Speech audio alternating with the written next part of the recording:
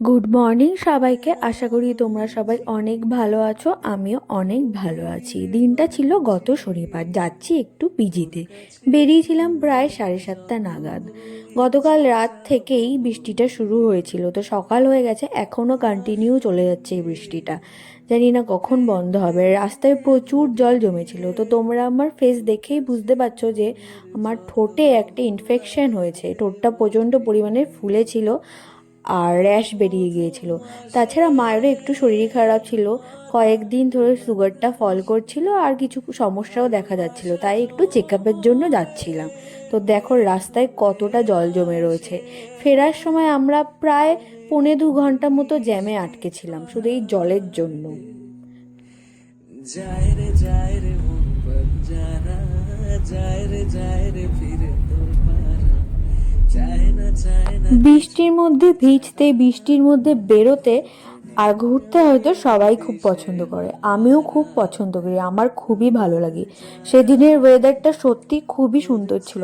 এখন আমি voice over দিচ্ছি আর বুঝতে পারছি যে সেদিনের ওয়েদারটা আমি ফিল করতে পারিনি। আমি অনেকটা মিস করে গেছি সেদিনের ওয়েদারটা। আসলে এক প্রকার একটু বিরক্ত লাগছিল এই বৃষ্টিটা। প্রথমত শরীরটা খুব খারাপ ছিল, আর ডক্টরকে দেখানোটাও খুব ইম্পর্টেন্ট ছিল।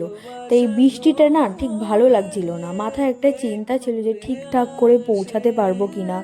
রাস্তায় এত জল জমেছিল, অনেক জায়গায় দাঁড়িয়ে থাকতে হয়েছে। তারপরে দাঁড়িয়ে দাঁড়িয়ে থেকে শেষ অবধি গিয়ে আমরা পৌঁছতে পেরেছি। তো চলো, তোমাদের সাথে কথা বলতে বলতে এবার আমরা পৌঁছেও গেছি পিজিতে। তো এটা আমার ফার্স্ট টাইম ছিল, এর আগে আমি কোনোদিন পিজিতে যাইনি, এই প্রথম আসলাম।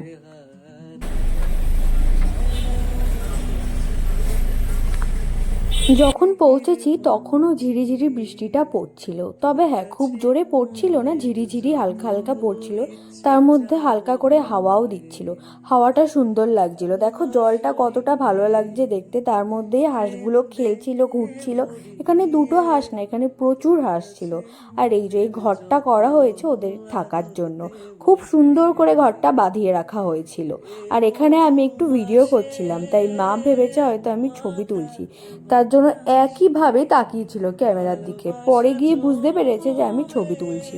তো ডক্টর দেখিয়ে এখন বাড়ি ফিরছিলাম ময়দান হয়ে। তো স্বাভাবিক, সামনেই ভিক্টোরিয়া রয়েছে, তো রাস্তায় ঘোড়া থাকবে না এটা তো হতেই পারে না।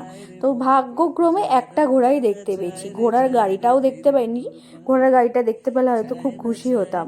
যাই হোক, একটা ঘোড়া তো দেখতে পেয়েছি। ডক্টর দেখিয়ে বেরোতে বেরোতে বৃষ্টিটা প্রায় বন্ধ হয়ে গেছিল, পড়ছিলই না একেবারে। তখন ওয়েদারটা খুব সুন্দর ছিল, অনেকটা ক্লিয়ারও হয়ে গিয়েছিল। তো রাস্তায় এতটাই জ্যাম ছিল যে আমরা বেরিয়েছি 12:30টার সময়, বাড়ি ঢুকতে ঢুকতে আমাদের প্রায় 4:30 4:45 বেজে গিয়েছিল।